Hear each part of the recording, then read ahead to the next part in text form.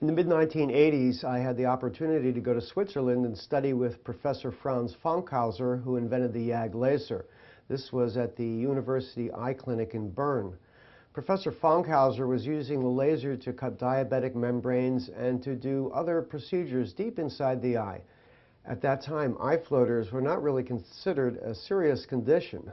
Ophthalmic dogma, and I call it dogma because dogma is a belief system with no basis in fact.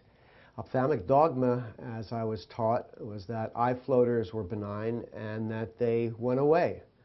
Well, after being in practice for a few years, I realized that they weren't benign. Some patients were severely disabled.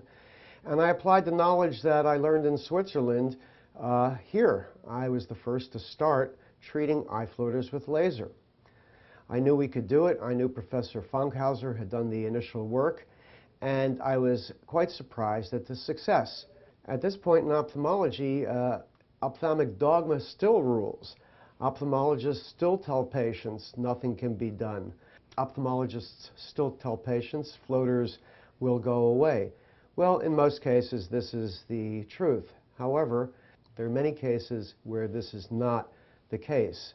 Eye floaters in some patients can be severely disabling, especially in patients with one good eye.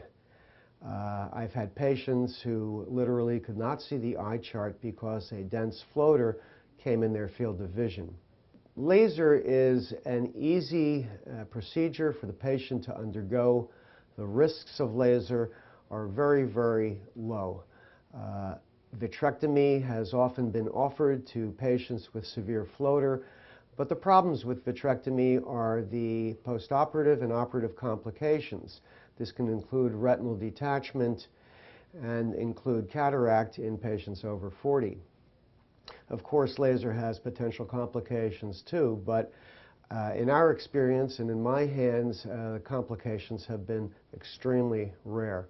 We've never seen a retinal detachment here from laser for eye floaters. I've been doing eye floaters now for approximately 20 years. Doesn't seem that long at this point, but we are at the top of our game now.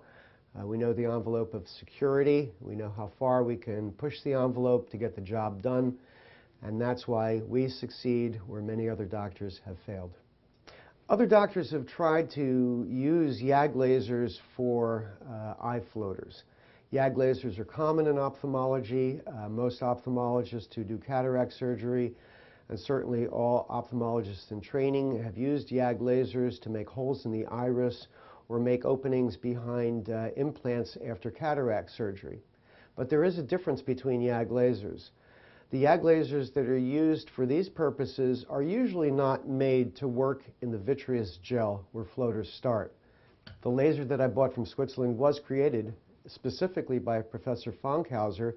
He anticipated cutting diabetic membranes and other serious problems within the eye. It's an easy procedure in my hands. We have the largest and longest clinical group of patients, I think, worldwide.